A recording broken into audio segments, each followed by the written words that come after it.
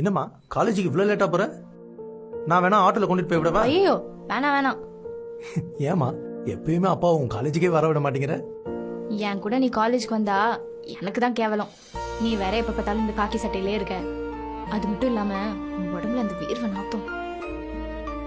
என் கூட காலேஜ்ல படிக்கிற பொண்ணுங்க பசங்க எல்லாரும் ரொம்ப பணக்காரவங்க.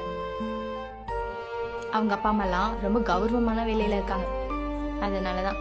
அது மட்டும் இல்லாம கூட படிக்கிறவங்க கிட்ட எங்க அப்பா ஒரு ஆட்டோ டிரைவர்னு சொன்னா நல்லா இருக்காதுல்ல, அதான். நீ சொன்னா சரியாதாமா இருக்கும். இந்த அப்பா படிக்காதாரு, எந்த இடத்துல எப்படி நடந்துக்கணும் எப்படி பேசணும்னு தெரியாது.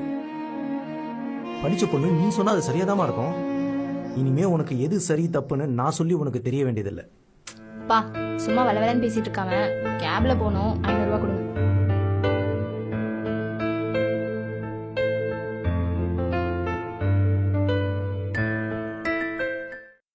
எதுக்கு பெரிய இப்ப கார்த்திகா கல்யாணம் பண்ணி கொடுக்காம இன்னும் படிக்க வச்சுட்டு இருக்கீங்க? அவ படிக்கணும்னு ஆசைப்பட்டா, அதனாலதான் நான் அவளை படிக்க வைக்கிறேன்.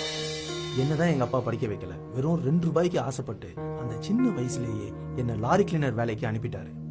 குடும்ப கஷ்டத்தினால நானும் என்ன படிக்க வைங்கன்னு அவர்கிட்ட கேட்கல. ஒருவேளை எங்க அப்பா கிட்ட என்ன படிக்க வைங்கன்னு நான் கேட்டிருந்தா, நான் படிச்சிருந்தா இன்னைக்கு 4 பேர் பேசுற மாதிரி நான் நல்லா வாழ்ந்திருக்கலாம். என்னுடைய குடும்ப கஷ்டத்தினாலதான் நான் படிக்காம போயிட்டேன். எங்க அப்பா பண்ண அந்த தப்ப என் பொண்ணுக்கு நான் பண்ண மாட்டேன். ஒரு பொம்பளை பிள்ளை படிச்சா நல்லது தானே, நாட்டுக்கும் வீட்டுக்கும். நீங்க சொல்றது சரிதான் பெரியப்பா. ஆனா ஆனா என்ன? கார்த்திகா வர வர ரொம்ப திமிரா நடந்துக்கிறா. அவ பேசுற வார்த்தைலாம் எதுவுமே சரியில்லை. எனக்கு அது தெரியாதுன்னு நினைக்கிறியா சரவணா? இன்னைக்கு காலையில கூட என்னை எடுத்துரிஞ்சு பேசிட்டு போறான். உங்க கூட எல்லாம் காலேஜுக்கு வந்தா எனக்கு கேவலங்கிறா.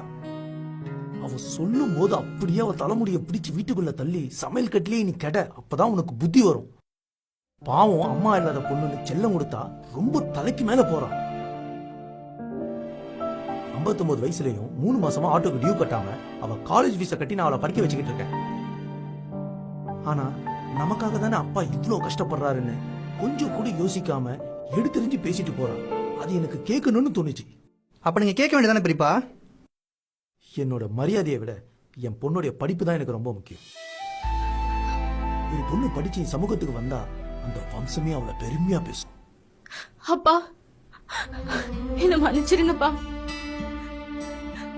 நீங்க பேசினது எல்லாமே நான் கேட்டுட்டு தான் இருந்தேன். நான் பண்ணது எல்லாமே தப்புதான்ப்பா. என்ன மன்னிச்சிருங்கப்பா. அதெல்லாம் ஒண்ணு இல்லம்மா, நீ முதல்ல எழுந்திரி. அப்பாவுக்கு உன் மேல எந்த கோவமும் இல்லை. நீ தானே பேசுன, வேற யாராவது பேசுனாங்க? அழாத, கண்ணத்தோட, சரியா? இல்லப்பா அதெல்லாம் ஒண்ணு இல்ல. நீ நல்லா படிச்சு வந்து படிக்கணும்னு ஏங்குறாங்க பாரு, அவங்கள படிக்க வை. அது போதும்.